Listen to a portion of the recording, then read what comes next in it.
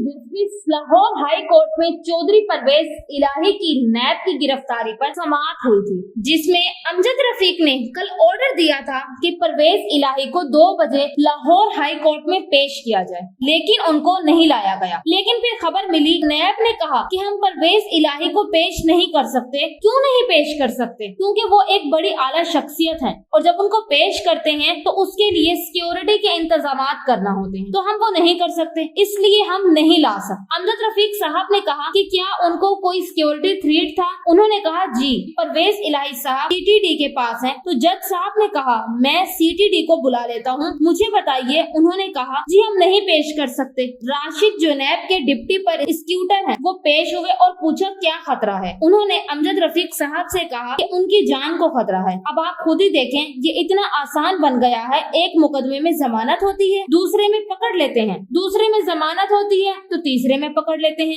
अदालतें कहती हैं कि पेश करो, लेकिन पेश नहीं करते। एक अजीब सूरत हाल है और जो रेड पिटीशन होती है उसको भी नहीं सुना जाता और आप लोग वाकईतन खौफ खाते हैं। ये एक फेयर की जो एटमॉस्फेयर है, खौफ की एक फिजा क्रिएट करना चाहते हैं कि जिसमें कोई अगर मुखालिफ नहीं कोई खड़ा होगा, नहीं कोई बात करेगा, तो जो मनमानी चाहे ये कर सके। एक बड़ी ही अजीब सी ये सूरत हाल है। दूसरा जो सीक्रेट अदालत है, सीक्रेट ऑफिशियल जो बनाई गई है और साइफर का केस जिसके पास है, उसमें फैसला भी आ जाएगा। लेकिन आज अबुल हसनात जुल्कुरनैन से इमरान खान साहब ने दरख्वास्त की थी कि वो अपने बच्चों से व्हाट्सएप पर या फोन पर बात करना चाहते हैं, तो कासिम और सलमान से तो इस पर जज साहब ने इजाजत दी है कि वो अपने बेटों से व्हाट्सएप पर या टेलीफोन पर उनको कॉल करने की इजाजत है, वो इनसे बात कर सकते हैं। अब आप देख लें कब से इमरान खान साहब वहाँ पर हैं और अब जाकर इस बात की इजाजत उन्होंने दी है। और जो सीक्रेट एक्ट ऑफिशियल अदालत के हवाले से इस्लामाबाद हाई कोर्ट ने नोटिस जारी किए हैं, जिसके बाद अब देखना ये है कि ये किस तरह से काम करते हैं। लेकिन ओवरऑल जो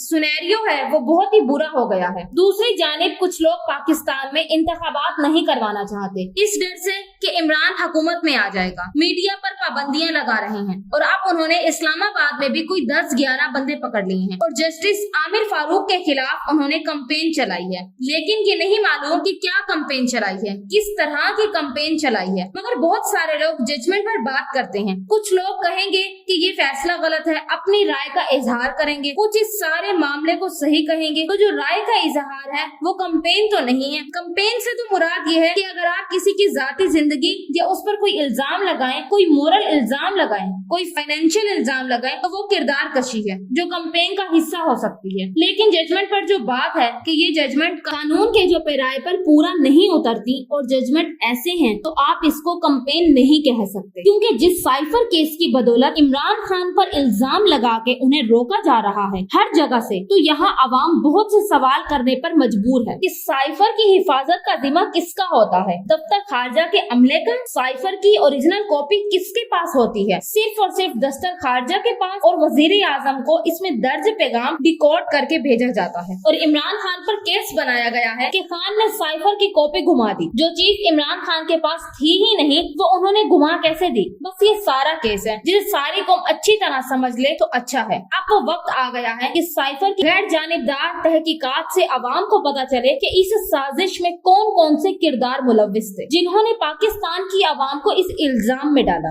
हम पाकिस्तानियों को याद रखना होगा कि हमारे मुल्क को 70 साल से ब्लैकमेल किया जा रहा है और हमें गुमराह किया जा रहा है, जिसका अंजाम किसी के लिए भी अच्छा नहीं होगा। तारीख में लिखा जाएगा कि एक ऐसा लीडर भी आया था जिसको खरीदने के लिए पूरी दुनिया की दौलत भी कम पड़ गई। अवाम इमरान खान के साथ खड़ी है क्योंकि वो एक सच्चा और बहादुर लीडर है। ये सब कल तक एक दूसरे को चोर बोलते थे, आज इमरान खान के खिलाफ इकट्ठे हो गए हैं। इमरान खान की साइड पर मुकदमे में गिरफ्तारी आज से 14 रोज पहले ही डाली जा चुकी थी और 15 रोज का रिमांड भी उसी दिन दे दिया गया था, मगर ये बात छुपाई गई और जैसे ही तोशाखाना केस में सजा मुअत्तल हुई तो मुकदमे में गिरफ्तारी का ऑर्डर लहरा दिया गया। जिस पर सवाल तो बनता है कि ये कैसा कानून है कि एक मुलजिम को बेखबर रखा गया कि वो 15 अगस्त से एक मुकदमे में गिरफ्तार किया जा चुका है और उसे बताया भी नहीं गया ताकि वो अपनी जमानत का बंदोबस्त बर्दाश्त न कर सके। तोशाखाना केस में भी मुलजिम का हक दिफा न देने पर सजा मुअत्तिल हुई और साइफर में गिरफ्तारी से बेखबर रखकर मुलजिम का हक दिफा खत्म कर दिया गया, जिससे ये साफ जाहिर है कि ये चालाकियां तुम्हारी बदअबासी की दलीलें हैं। इमरान तुम्हारे गोदों में बैठ गया है, अब अपनी खौफ गिराने के लिए ऐसी हरकतें कर रहे हो। चेयरमैन पाकिस्तान तहरीक-ए-इंसाफ इमरान खान के लिए अवामी जज्बात बहुत मुश्किल हैं, शायद इसीलिए पाकिस्तान को वोट के हक से महरूम रखा जा रहा है। इमरान खान बहादुर आदमी है, वो चोरों से उनकी चोरी का एहतसाब करने की बात करता है, इसीलिए तो ये लोग उसके खिलाफ साजिशें कर रहे हैं। दूसरी तरफ बिरयानी की प्लेट पर वोट देने वाले इमरान खान को कैसे समझ सकते हैं? ये लोगों की भूल है